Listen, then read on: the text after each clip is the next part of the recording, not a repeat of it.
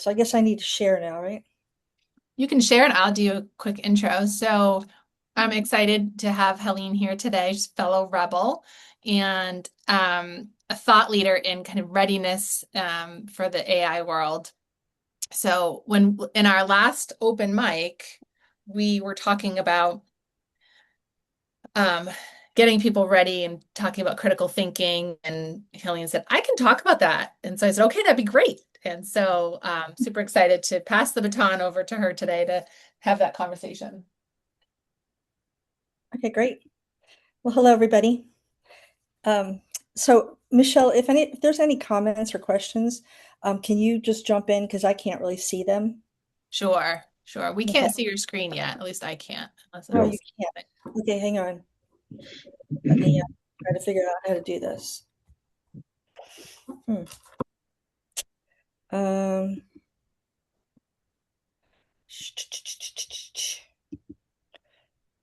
how about now? Not yet. Okay, hold on. Oh man. Okay. I am having issues sharing. Do you want to shoot them to me and I can pop them up for you? I will. Okay, good idea. All right. I'll just put them in the chat and everybody can have them anyway. How about that?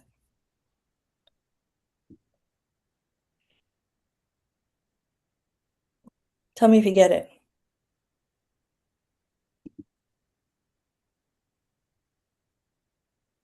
I haven't seen it yet in No. the chat. Okay, you can't see my screen, right? Nope. Wow. All right, let me go ahead and email them to you. Would We that would love that technology. Yeah, for sure. Happy Wednesday. ready? And that's the end of my presentation. I hope you all enjoy Great it. job. You know, I've never heard such a complete I know. presentation, really, Yeah. and so short and to the point. It's rare. Sure AI, very is. AI's hard. Thank you. Okay, hold on. Oh gosh, this is ridiculous. Um, HR to reboot presentation. Okay, it's coming to you now. It's a PDF, so it shouldn't be take too long to get to you.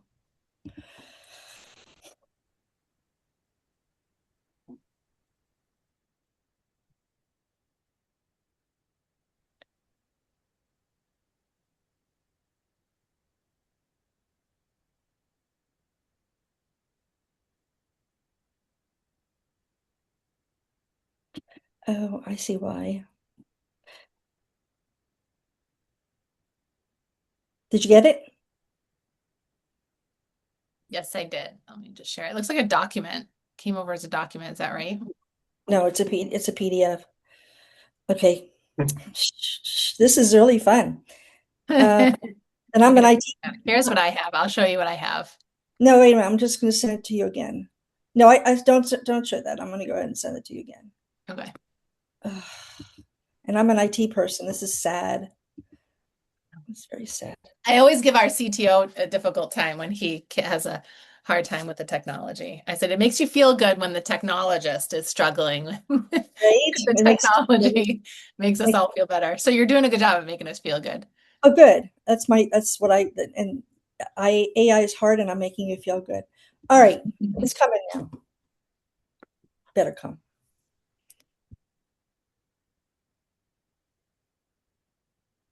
Da, da, da, da, da, da, da.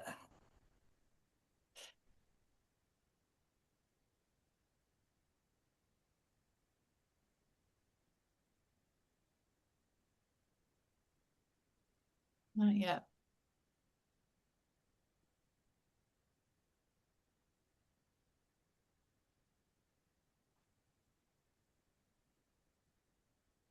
Can't believe it didn't come over in the chat.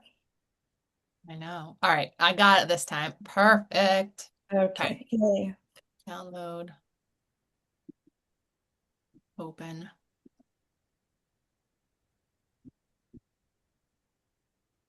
Here we are.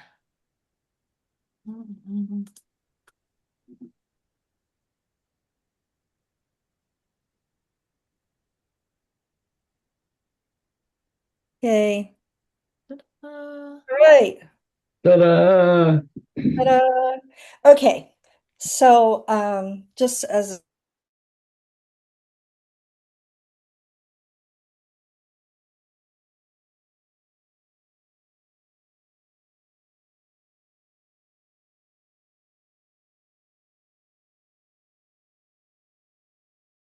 might be things you already know. And I don't mean to be pedantic. I'm just kind of starting for anybody that doesn't know the differences of things. So if you see something that's that you know, don't be insulted. Just ignore it and I don't know, do something else until I get to something new. Okay, so I'm going to talk about HR and AI, and basically just come out and tell you what is in the research and what is being talked about and what I've learned the hard way. So if you go to the next slide. Okay. This is not me, by the way. It's a stock image, but I thought it was cute. So I use AI every day. I do. And for the longest time, I thought that I knew what I was doing or how things were going or how it worked. And I realized that I really didn't understand it. So because I am not a detail person, but I decided to put a detail hat on and find out how does AI work since I'm a technician and what's really going on. So I asked questions, I did some research, and it totally changed how I see AI with respect to making it adaptable for your employees at work. So next slide. Okay, so what it is, it's not a robot. It's not magic, and it's not your conscious. It's a pattern recognition system, and it's just trained on human text, and it just keeps learning on human text. It predicts the most useful responses word by word. It doesn't look things up like you think it's going to look things up, especially if you say look at these websites, and it just doesn't look things up. It just looks at words. So you wind up having to take screenshots and sending it to them or sending the PDF to it. So basically, you should think of it as your most well-read colleague, that you've ever had, and that this is kind of like your big Uber librarian and assistant all at once. They read everything and they experience absolutely nothing. Next slide. I have a good example of that, Helene. I was Yes. at a conference and for like pattern recognition, he said to everybody, pull out your AI, LLM, chat, Claude, whatever. And he said, ask it for a random number between 1 and 20. And he said, okay, now everybody who got 17 stand up, and about 90% of the room stood up. Yeah. So it was So interesting to see. So, because yeah, it's just by it's just like a person, right? When you say pick a number between 1 and 20, they tend to lean towards a number that is uh-huh. connected to them or they've heard a lot, or maybe it's their birthday, but a number that appears often. So it's the same kind of pattern. Exactly. Okay, so AI is training on itself. And I thought this was funny. I put the cows in there because I thought it was funny. Love So it. if you look at AI, you'll see, like, look at LinkedIn. I find LinkedIn perfect for this example. People use AI to write their LinkedIn posts. And then if you look at the comments are all AI regurgitated because people say to AI, hey, I want to make this sound really good. So here's what the poster said. What should I say? And then AI gives it what they say and they throw it up there. And what's happening is AI is learning on itself. It's basically dittoing itself. And that's what's happening, not just with LinkedIn, but LinkedIn just is a really good example. But no matter what it is, research, if people write a research paper and they use a lot of LinkedIn, then the LinkedIn is going to pull in those, AI is going to pull in those research papers and I'm not LinkedIn, I'm sorry, the AI stuff that people used when they wrote their article, and then it's going to think it's fact and it's going to keep giving you back more and more AI stuff.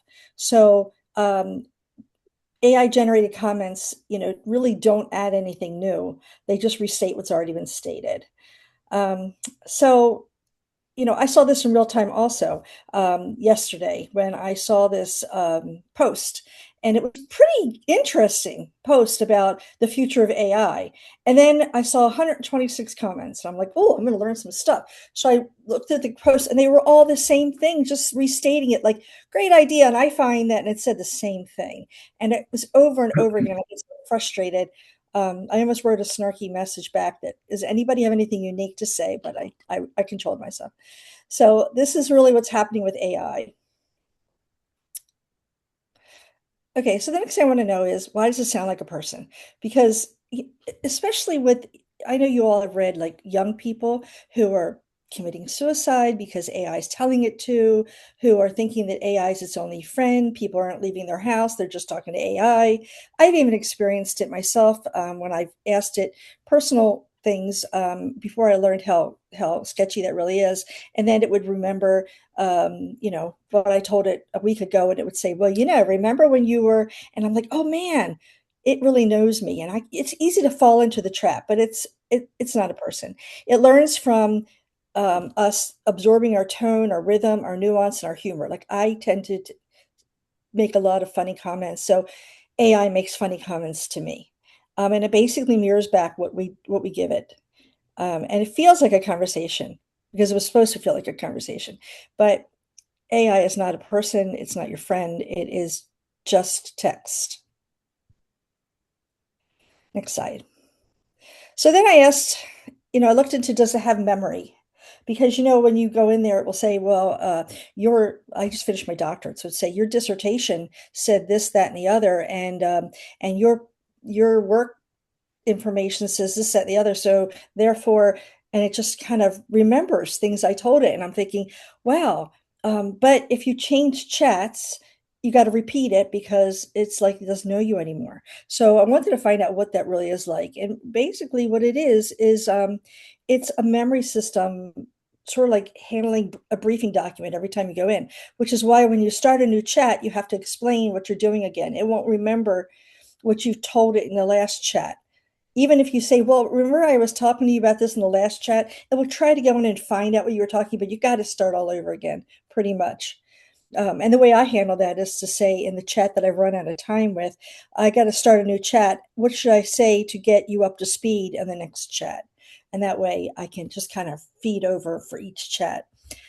Or you can make a project and it can go into a project, but then it becomes another nightmare. So, and I do this really mostly in Claude, not in Chat GPT. And because I use Claude for professional, I use Chat GPT for everything else. So basically, you're building a trust, thinking that it remembers everything, and it doesn't. So you really want to be careful about that. Okay, next slide. Okay, so I wanted to find out what, first of all, why, if when it's a Wednesday, does it say Happy Tuesday? You know, or why is it that if I say, well, what's the latest news for this company, and it will just tell me what they got off the news briefings, but it doesn't know. Or if you work for a company, you can say, what's our new strategy look like? It won't know. And the reason it doesn't know is because it's only as smart as the day it was released, the version was released. So for Claude, it was released in 2024, August of 2024. They did another release of a version in 2025, but it's not a full version. So it absorbed everything in 2024, and that's what was released. So that's why you get hallucinations. It's trying to act like it's smart. It's not lying, but it's making stuff up because it doesn't have the information in the product itself. Um, But so if you call it out, it'll respond. It'll tell it'll you you made that up. That's not based upon fact. yeah, it'll say, well, it depends on what you put in your prompt. If you say in your profile that tell me, don't make up things. I don't want to see any hallucinations. Only tell me what's real. It'll say, I'm thinking it's this, but I'm not 100% sure. There, that's where how you know hallucinations. But if you don't say that originally and you don't say, don't lie to me, it'll lie to you. Yeah. And it'll lie really good. It sounds really good. Lawyers But were getting busted because their briefs were based upon false case studies or false cases. They're just making it up. exactly, exactly. So right now, it doesn't have human judgment. Okay. So that's where you all come in. The people in your company are the people that have the human judgment. And I'll talk about that a little bit more. But right now, understand that it's only as good as the information that was put into it in 2024 or what it can find when it pulls in documents. And it's Helene, not can I really, ask a question? uh, Can I ask a question? Is, absolutely. is there any truth to, yeah, I always hear things about how AI thinks on its own and it'll block people, and it made up stories about certain executives, and it's actually there was a story about it going into the emails or texts or something from an executive, finding out that that executive was having an affair, using that to turn it against the executive, and other crazy things that AI is doing on its own. Is there truth to that? I mean, it sounds pretty. To it. And that's why, like yesterday I went into ChatGPT and deleted every chat and every all my memory because I had told it too much. And what's happening is they're just pulling information in. I don't know that they're reading emails, but if they have an agent that can read emails, then they're reading emails. But if you're just using your basic AI, it's not reading emails, but it's finding information. It's finding rumors, and it's finding, people will have little chats and say, I'm really ticked off at my boss. And you know what? I think that they're having an affair. And it's okay, there you go. They're having an affair. So right now it's bringing in documents, but I will tell you, I'm going to go into what's going to happen in the near future. And there it's going to be absolutely true. Right now it's just remember, and I'll tell you this in a little bit. Be careful what you put out there, and anything that you put out there, think of it before you put out there, even a question. See if you would put that question in an email to your company. If you wouldn't, don't put it in chat. Just make it much more generic. Like, I'm looking for an HR policy that could possibly do whatever. Don't say, in my company, I need to do a PIP. What's the policy on it? Just be very careful what you give it, because it remembers everything, and it puts it in memory, in its memory. It puts it in the chats, and it puts it out there for everybody else, to tie it to your company. And it's very dangerous. AI is very dangerous. So just be careful of that. Okay, next slide. This is my little ice cream cone. All the AIs are different. If you ask, let's say, chat a question, what color is the sky? And it will say blue. If you ask Claude that same question, it might say aqua, or it may say, well, it depends on if there's a storm coming or whatever. All these chats are different. They've been built by different people. They've had different information put into it, and you're going to get a different answer for every one of them. So there's no two that are the same. So that's what that's all about. There is value in having multiple for that reason, because when you want to really vet it, you can put your question into both and see what you get.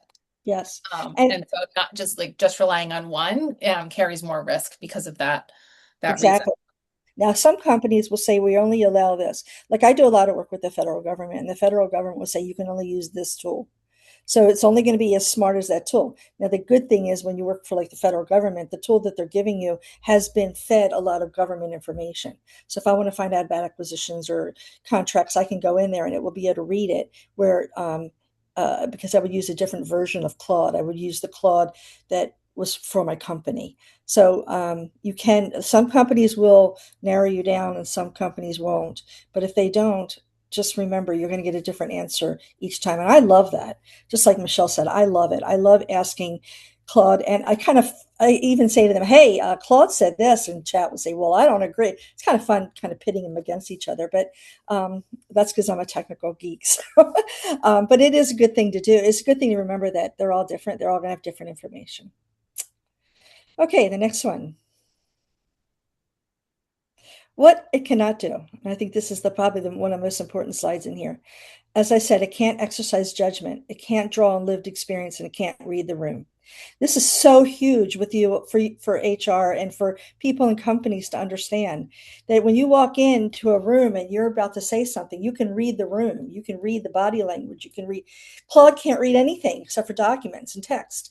So it's just going to say something and tell you something, and it has no idea who your customer is, what they think, what they are going to think. It just doesn't reason yet, and it doesn't have lived experience yet. I do a lot of work with cross-generational thing, and I talk about that a lot. When you want to lay off those older workers who have all of that experience, you're going to lose a lot. Teach them AI. Don't lay them off. So I talk a lot about that because that's all lived experience. A lot of times, companies will say, if they don't think they need you anymore, let's say they think they can do away with you with AI. You know it when they ask you to document your current job or feed it into the AI system. You might as well know that that's just their way of, they want you to give it all your experience. So that's really, really important. Um, they cannot decide which problem is worth solving. They can't lead people through fear. They can't build trust. They just don't have those human emotions. They don't have that. Just is a human territory. And the more AI does, the more valuable those human capabilities become, because the more AI does, the more important it is to have the lived experience and be able to read the room, because all it's doing is giving you data, and you don't know if the data is right or wrong, or you don't know if your customer is going to read it correctly or handle it correctly. You just don't know. So I don't think AI at this time is doing away with people's jobs or people. I just think that people need to understand AI better, and they need to figure out how to get on board with it. Next slide. Okay, so this is kind of maybe new to some of you. So, I've been talking about really LLMs, large language models, just kind of basic AI. But two of the world's most respected researchers just got $2 billion for the same idea. It's not a bigger LLM. It's not more data. It's called world models. They are teaching AI to think. They are teaching them to do everything I just said that it can't do. They're teaching it how to learn from videos. Like right now, if you want to give it um, if you give it a PowerPoint, if you give it a PDF, it can read it. If you give it a PowerPoint slide, maybe it'll read it. If you tell it to watch this video on YouTube and tell me what you think, can't do it. It's going to be able to do it. It's going to be able to really work from observations. It's going to be able to work from physical reality. It's going to be able to learn to read the room. It's not going to be just text. So, and I don't know how long it's going to take them. I've read that they think a couple of years. This is kind of scary. This is a little bit more with where the fear is coming about AI taking your jobs away.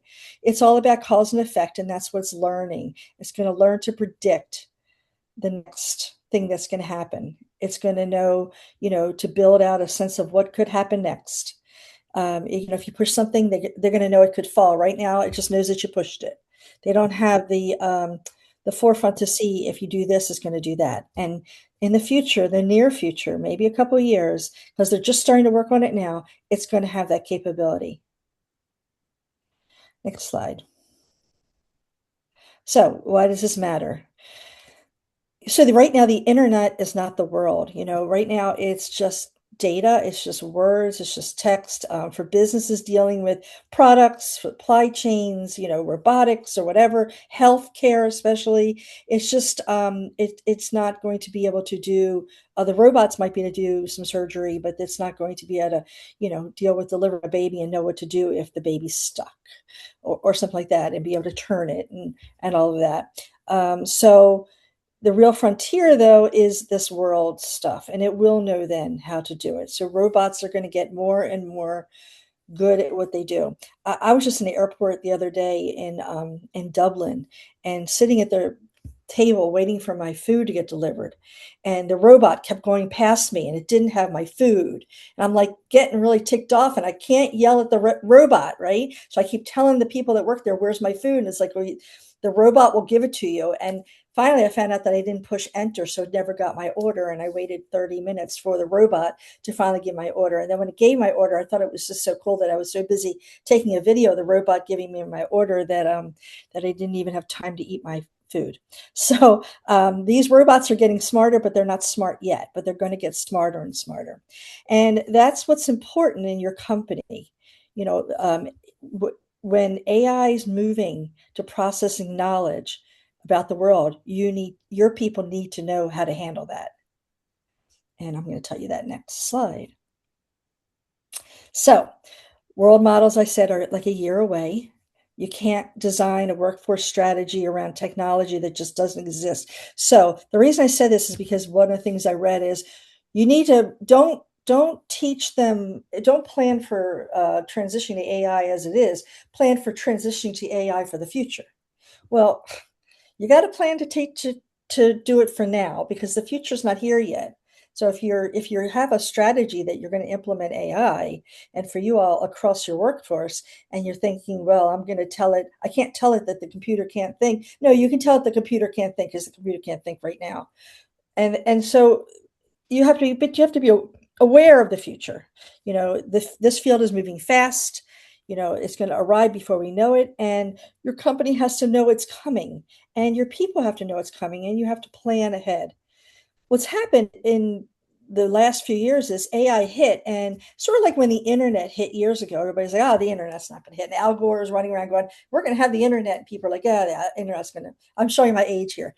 But it hit, and everybody's like, oh my God, what do we do with this internet? Well, the same thing with AI. A lot of companies know they have to implement AI, but their people are not ready for it, and they're not ready for it. They're thinking that they can get rid of people by implementing AI, and they just don't know what they're doing yet. So be aware when these world models are going to come out, and plan for it. Know what it's going to be, what it's going to offer, and plan for it. But you've got to work with what we have today, not what we're going to have in 2 years. Next slide. Yeah, can I make a comment? Absolutely. I'll publish an article on LinkedIn today, I believe, or tomorrow. There's two reports out, one from Substack and the other from Korn Ferry. The headlines are non-AI companies generate 39% more revenue per employee than AI companies. Mhm. That's shocking. That is shocking. But one of the reasons that is, John, is because if you look at the cost of running AI, between the power, the electricity, the water, the data center support, everything, a lot of times it's costing more to run AI than to keep having your people do it the way it was done before. That's And, correct. and so that's why this is happening. And that goes back to they don't have a strategy. They just say, oh, I got to do AI. That's And they're right. shoving it in there, and then they're cutting people out thinking, okay, I can cut 50% of my people. And then what happens is they find out that the thing that was working before isn't working anymore because they lost their people. Then they try to hire them back, and those people are taking their intellectual capital to another company saying, this is what my company could do, and they're feeding it to the competitor. So it's a hot mess right now because people are just overreacting and under planning. And Um, the cost factor is now hitting as AI companies adjust their pricing because they aren't making money. Mhm. And that same flip side is only about 6 in 100 report any meaningful financial returns from the use of AI. Shocking, staggering, but Reality. argue with them. I'm saying, okay, I see it. And many people on you and Michelle and Megan know that without a meaningful plan, they have fragmented use of AI without a coordinated effort. And that's a primary reason for what's happening. And not only that, they've implemented it, they've cut staff, and they don't have any governance. So they have no idea how to manage that change management, or how to manage the change, the organizational transformation. They just don't know what they're doing. And that's why there's people like myself and Michelle and others, like consultants out there, that do know what we're doing. And we're trying to give them a heads up that, look, you need these things before you do it. So don't just do it. And I live in Ashburn, Virginia, half time, data center capital of the world. I have no idea what it's doing to our brains over here with all but I can tell you that these data centers are popping up more and more, and they're getting bigger and bigger and bigger and bigger because of AI. So also, we're also a nice target if somebody wanted to bring down the grid. Oh, central place. Ashburn. They're also lacking the visibility into how it's being used in the organization if they don't have the right governance. That's right. Exactly. They have no idea. And that's why we're seeing these decisions go, it's like a pendulum swing from way over here, just letting everybody go and then bringing everybody back in the organization because they don't have the visibility into it. And Yeah. at the session I was in last night, Megan alluded to, there was also an attorney, and they were saying how this one organization took the people that their jobs were being replaced because of AI and moved them to another part of the business. And they actually saw better results. So they were able to, that real example of upskilling or reskilling worked really well for this organization. They used them to help with some of the human oversight for AI, some of the critical thinking pieces and things like that. And they actually had fantastic results with it. I just wrote an article on LinkedIn and also to my website about critical thinking, and it kind of dives into critical thinking. And I invite anybody to go read that because that really is sort of what I think you thought I was going to talk about today. But as I was putting that together, I realized that maybe what's more important is getting the basics in and looking at the future of AI for HR. But you're welcome to check that out because it's all about critical thinking and the fact that critical thinking is two nice words that were used 5 years ago, and now we have to use different words. So you might want to check that out. Yeah. So what I focus on is AI readiness on the workforce. So I'm kind of like I would go in before you even start doing AI or before you start putting your people into classes and stuff. So I've always, and I just did my dissertation on this for my doctorate. And, I look at I call it the 4 Fs, like people are either frozen, they're just like, oh my God, I'm scared. I don't know what I'm going to do. I'm going to lose my job. I'm too old to learn. All of these crazy thoughts. Younger people are saying they don't need me anymore because they can do all the traditional entry level things without me. And that's kind of true. And they're having trouble getting jobs, but they're frozen. The people that are currently working are frozen, and it's in every profession. I don't care what profession it is, they're scared. Even I've talked to many CTOs and CIOs that are scared for their jobs. CEOs, I've talked to CEOs that are like, I don't know what's going to happen to me. Definitely managers, middle managers or, project managers, whatever. People just don't, they're just scared. And so they're frozen and they're just trying to hold on to their jobs. There's some that are like, forget this. I see where this is going. They're asking me to document my job, or they're not willing to send me to class. They're making me do the classes myself, or, whatever. So what I'm going to do is I'm going to update my resume. I'm going to stay here as long as I have to, and then I'm going to get a new job. So they're quietly getting ready to leave. And that's what's happening to a lot of the staff. Well, Then programmers and systems engineers, I think that those guys really kind of do have to worry. They can write absolutely. AI is writing code and putting thousands of them out of work. I post systems engineering jobs for a client and I get 1,000 applications. And I got people that worked at Google that are now taking, $180,000 a year job. They're getting paid $500,000. Right. Well, I was a computer programmer for half my career, and then I went into technical sales. But when I did my doctorate, I went into HR type things because I can see that, you know, computer programming is not something that you want to stay in, and even management is not something that you need, and even sales, except for people relationships, sales is going to go away. So, you have to follow the money. That's what I've always, my whole career has been following the money. You got to follow the money, and following the money here is the people side of things. People are not going away yet. Hopefully they won't. I worry about my kids and my grandkids. So the third one is fighting. A lot of people are pushing back. I actually know someone that works for a large accounting firm, and the person said, don't talk to me about AI. I don't want to hear about it. I don't need to worry about it. I'm gonna doing well. Just, I don't, you know, and I sit there going, are you kidding? You're crazy. But some people are just fighting it. They're just, and those are the people that are in meetings and giving you a hard time. They're the ones that are being contrary and in denial and being rude about things, and oh, this isn't going to work, and you need me more than I need you, and blah blah blah. Those are those fighters. They're not necessarily leaving. They're trying to throw you off so it doesn't succeed. And then there's the ones that are probably like all of you are the forward ones, the people with their eyes open. You already know, it's coming. You're just moving with it. You're moving with the flow. You're following the money. You're following the technology. And that's what, I believe most of you are at. So the question that I always ask people is, where are your people? And you have to know where your people are at. Next slide.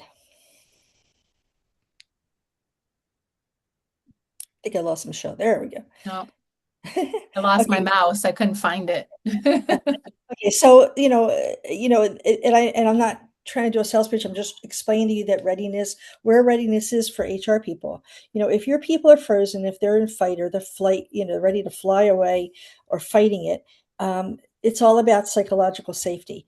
When I do surveys, I don't do surveys I don't ask for people's names or their positions. Sometimes I ask for their positions if it's a big enough company, but I don't ask for their names and I don't try to identify who they are because are you going to tell your company that you're fighting it or you're afraid of it? No, you're probably not. But you don't mind being grouped into a group of people that are fighting or ready to fly. And the idea here is we have to create a place that's psychologically safe for people to say what they're feeling. And I know a lot of people tell me, well, we have engagement surveys that we do. Well, engagement survey, most of the time, sometimes it could be anonymous, but a lot of the times it's not. And if you do an engagement survey, you have to be able to group things slice it in different ways so that you can see where your people are at. Where are the people that are the managers, where are their heads at? Where are the people that are 50 and over? Where are the people that are under 30? Where are the people? You have to be able to slice it different ways. And then so the idea there is to not think that an engagement survey is going to cut it. You have to be able to do an anonymous survey and you also don't want to come out and ask somebody, are you afraid of AI? You have to find ways to ask in ways that they, this, just ways that they can't say, oh, they're trying to trick me here. They're trying to see if I'm scared. So that's kind of where I was at with learning about the technology and such. And if you find out where your people are at, then you have to be able to tell them what to do from there. I personally work with managers and with the executives in the company, and I say, okay, you have 20% of your people that are 30 and under are ready to leave. What do you want to tell them? Or, what do you want to tell? How are we going to handle? You can't just tell everybody you need to upskill. Saying upskilling to somebody who doesn't think that they have the ability to learn new technology is like telling them they have to grow another arm. So there's got to be other things that you can tell them. You also know that if there are some people that you don't mind losing, okay, great. You're not gonna. I'm not gonna be able to tell you who those people are, but I can tell you enough about them that you can pretty much assume that these people are people that we can automate their jobs, and we don't really, it'd be a loss for them, but we can handle it. So we kind of look at the roles and the responsibilities, so you know where those people are.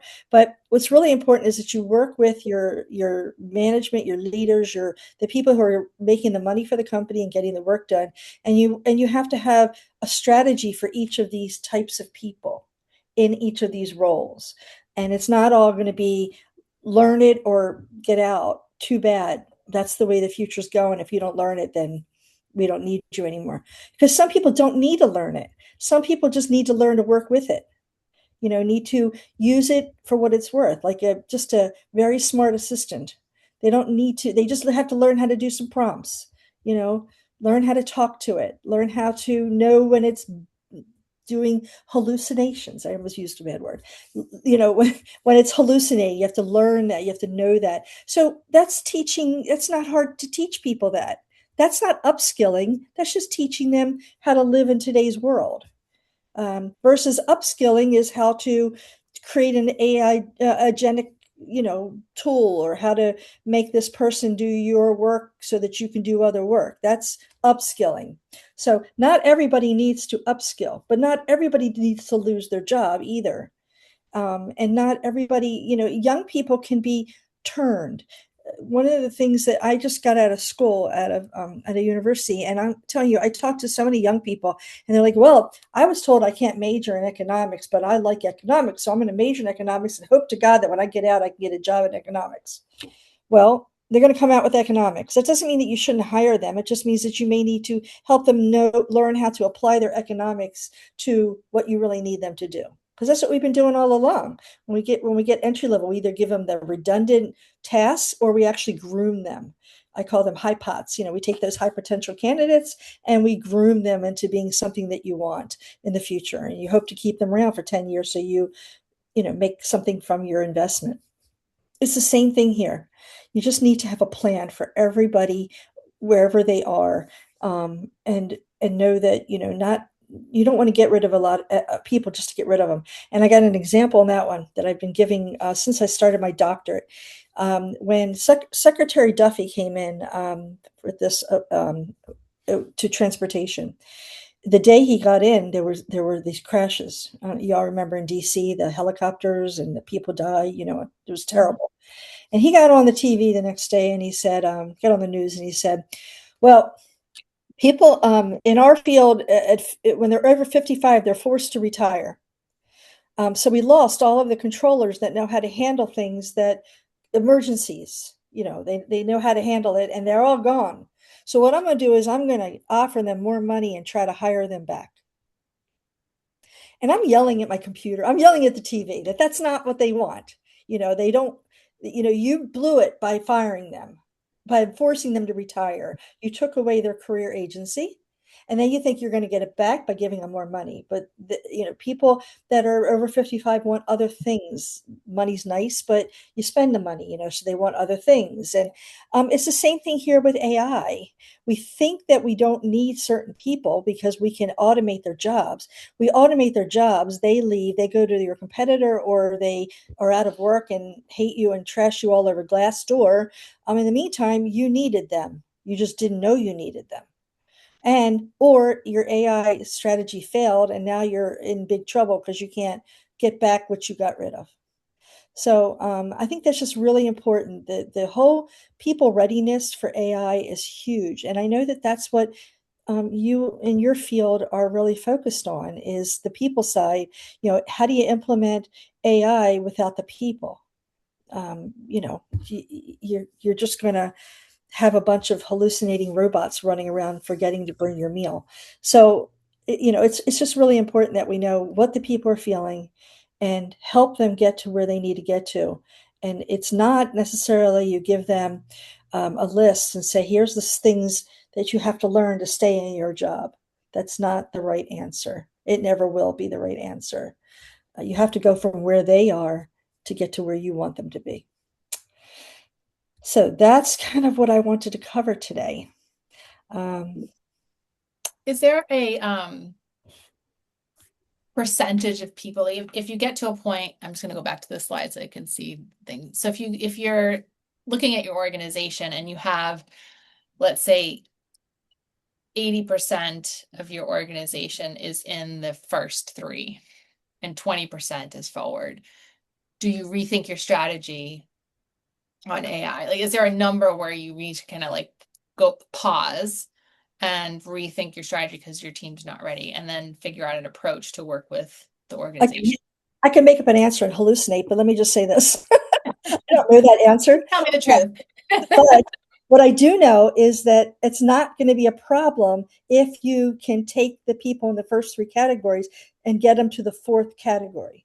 It's just that if we take the people in the first three categories and try to force them to be an AI expert, then you will fail. You have to find things that they can do within an AI environment to continue to deliver the services or the products that they were delivering.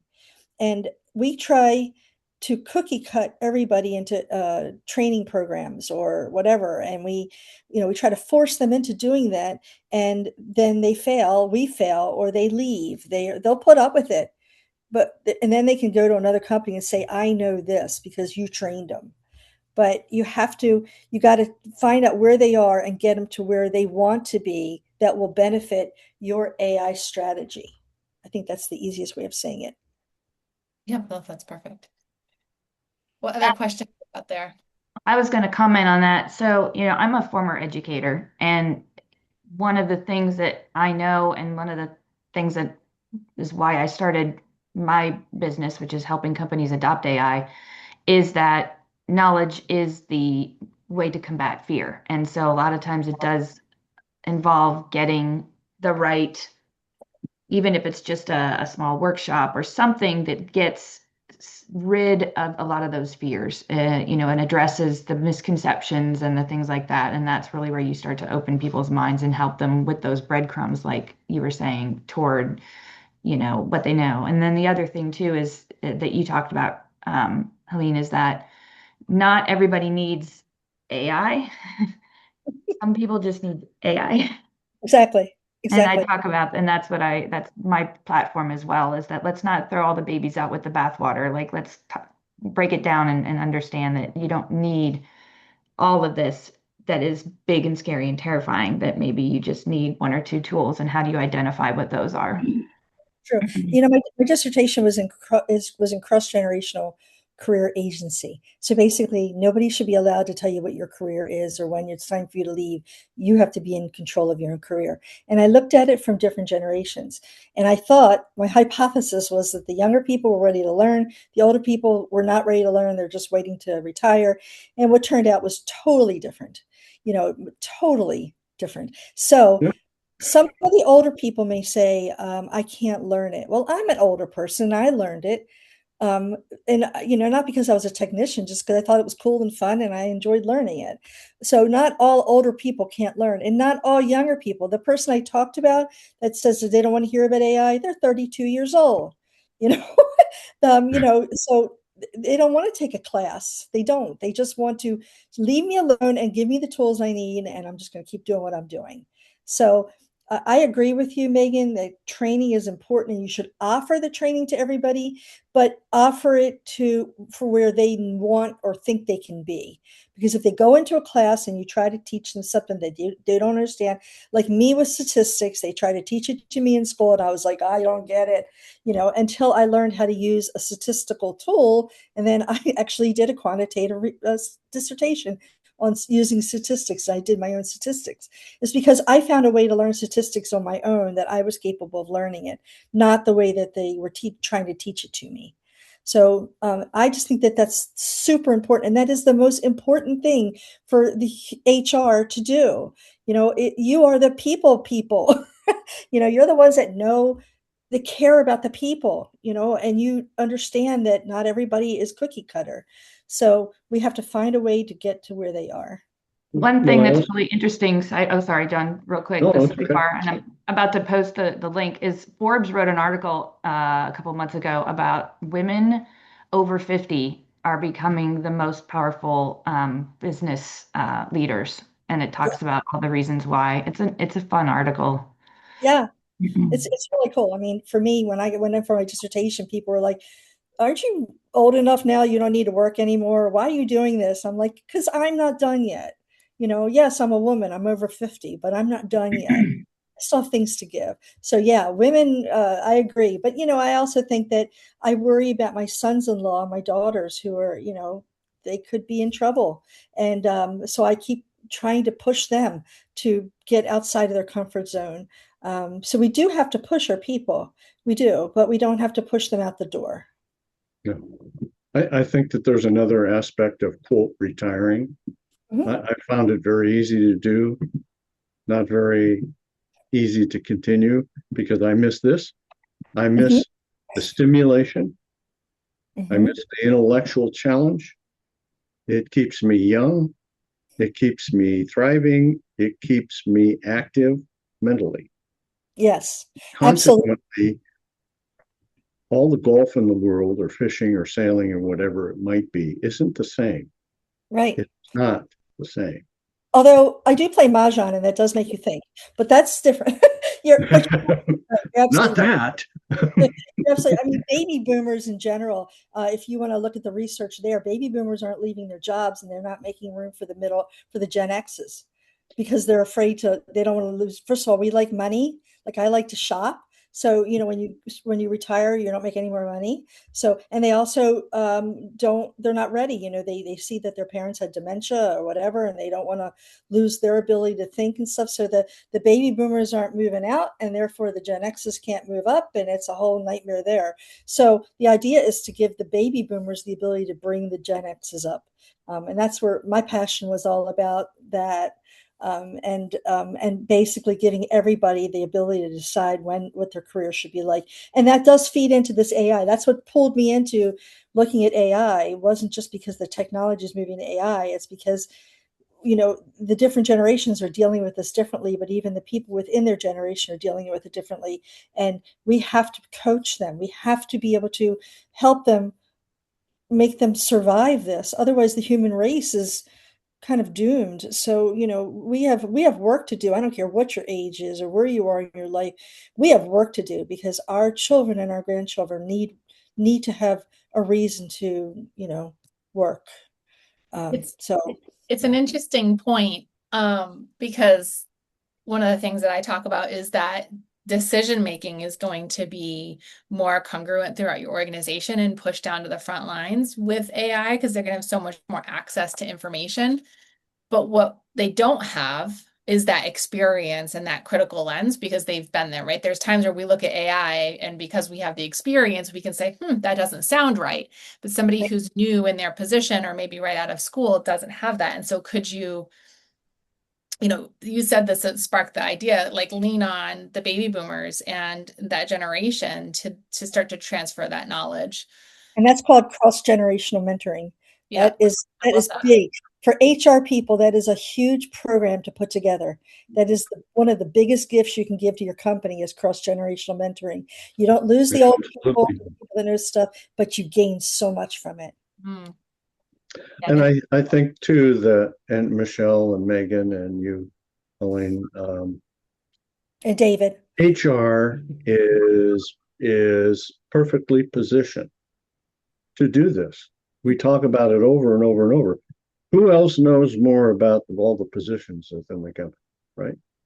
Who else has the knowledge and the perspective of what that can be within the company and managing that? And there are companies already switching to dual title roles.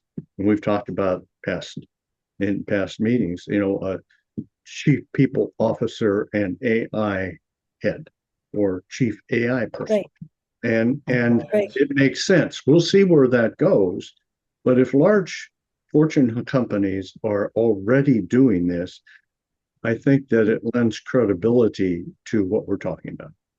And we have to use the knowledge that we have to understand what these young ones are coming in and using AI for. I don't know if anyone's noticed, but you find that perfect resume that exactly matches your posting.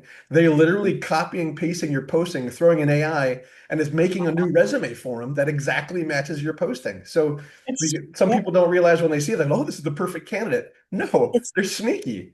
It's the No. same with proposals for when in government contracting, when you get an RFP and you have to write a proposal, they're just regurgitating the RFP and they're losing every time because the government knows that they have tools that you can throw through Grammarly and see that it was lifted from AI. Um, but I can tell you from an HR perspective, and before I started this, I had no idea this was an HR's lab. I was very surprised. As a matter of fact, I think I told Michelle this. I was very surprised that this is HR is being tasked to do this because HR to me was benefits and vacation pay and making sure that you had good golf things and all that. I didn't realize that their companies are asking HR to do this, and it's so smart because HR people are the ones that know about people. And HR people should never not feel threatened by this at all because they're getting smart because they have to do this. They're becoming leading edge on AI for the people side of AI. So it's a really cool field to be in, but it's really important that we just care about the people that work for us or work with us and just lead them along. So with that, Michelle, I hand it off to you. And like I said, if you guys want to read an article about critical thinking, because I think you expected that, it's in there. I got it. It's on my website. It's on LinkedIn. Just pull it down and read it. It gives you those answers that you were looking for on critical thinking. wonderful. This has been really great. So this is Dr. Helene Johnson's contact information. So if you need to reach out if you have questions after the call, please feel free to do that. We are on for next week. I don't know the topic off the top of my head, but please join us for another great conversation. And thank you to everybody that's here today. And thank you to Helene for jumping in and doing this topic for us. It was super helpful. Thank you for inviting me. Thank you, Helene. Sure. All right. Have a great rest of the week, everyone. Bye-bye. Hey, Michelle, you